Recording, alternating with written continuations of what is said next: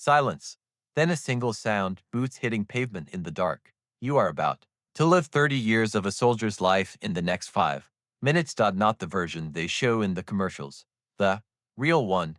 The one that costs you things you didn't even know you had. Music fades in low, slow.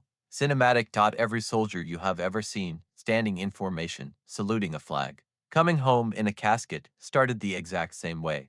Stepping off a bus. In the dark. Terrified. Sudden cut in audio.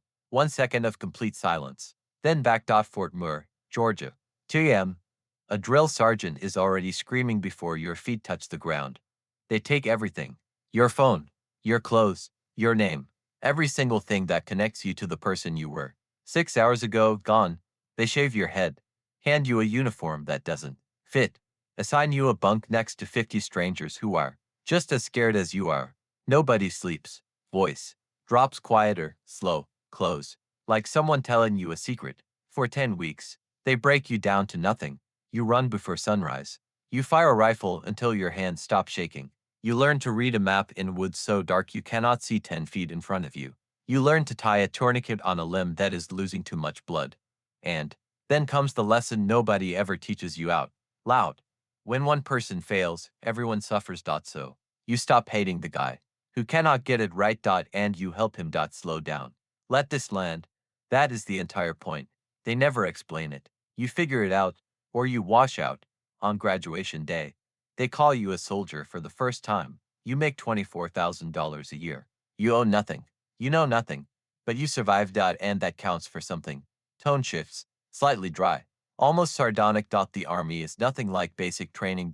As a specialist, the most common rank in the entire army, you are the backbone of the workforce and the punchline of every joke. You pull guard duty at 3 a.m. on a Tuesday. You sit through briefings that have absolutely nothing to do with your job. You stand in the rain waiting for information that could have been a text message. Hurry up and wait. That phrase means nothing to a civilian. To you, it is a way of life. Stay with me. Because what happens next, when they put 3 stripes on your chest, is when the weight of this job gets real. Music shifts slightly heavier.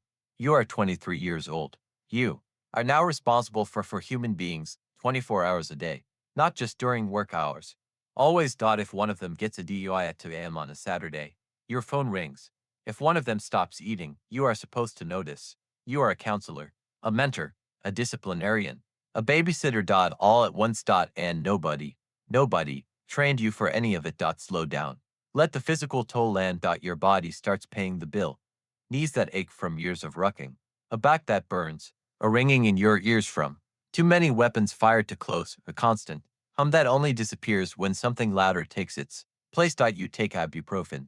And you drive on. Voice drops to almost a whisper. By the time you become a first sergeant, you have seen things that changed you.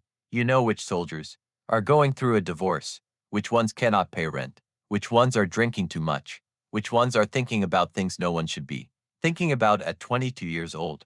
You have attended too many memorial ceremonies. Boots on a rifle, helmet on top. A chaplain reading a name. You have folded flags. You have sat with families and watched their world collapse in front of you. Long pause. Let the silence sit. You carry those names. All of them.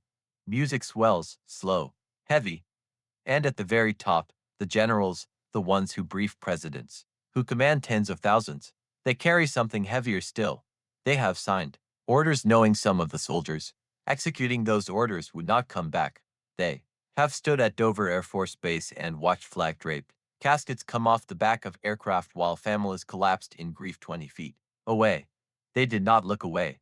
They are not allowed to look away. At 55 years old, they retire. There is a ceremony. A band plays. A flag is folded and pressed into their hands. They give a speech. They mean every word. And then, dead silence. Full stop. Silence. The phone stops ringing. The world they lived in for 30 years closes behind them like a door. On the other side is a life they are not sure they know how to live. Complete tonal reset. Pull back to the beginning. Right now, somewhere, a kid is sitting in a recruiter's office. He is 17, maybe 18. He is looking at a brochure.